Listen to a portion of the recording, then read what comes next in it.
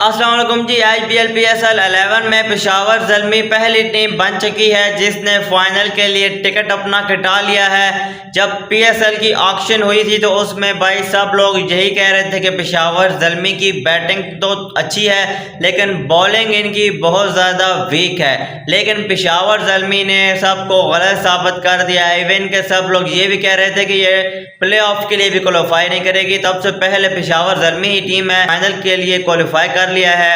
और बहुत ज़्यादा जो प्लेयर हैं बाबर आजम जिनको क्रिटिसाइज किया जा रहा था कि भाई बहुत ज़्यादा स्लो खेलते हैं, उन्होंने अपना एक नया रूप दिखाया। कहीं ये वो हफीज़ वाली बात तो नहीं है कि इश्तिहारी सुपरस्टार बाहर आएंगे।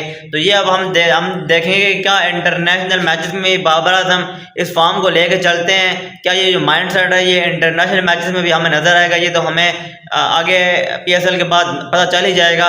लेकिन PSL में तो भाई अपना नया रूप दिखाया है बाबर आजम ने और 200 बना चुका है PSL में। और कल छक्का लगा के अपना 100 मुकम्मल किया, जो कि हम कहते हैं कि भाई बाबर आजम जब 100 के करीब जाता है तो रन बॉल खेलता है, वहाँ पे छक्का चौका नहीं लगाता। तो बहुत ही अच्छी परफॉर्मेंस थी पेशावर ज़ल्मी की टीम ने।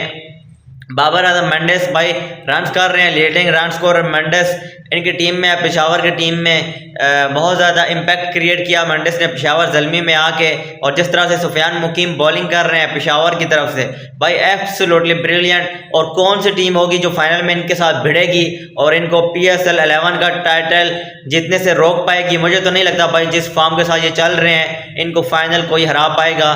तो कौन सी टीम अभी इनके साथ भिड़ेगी? इस्लामाबाद, हैदराबाद या मुल्तान सुल्तान? अभी मुल्तान सुल्तान और हैदराबाद का मैच होना है आज।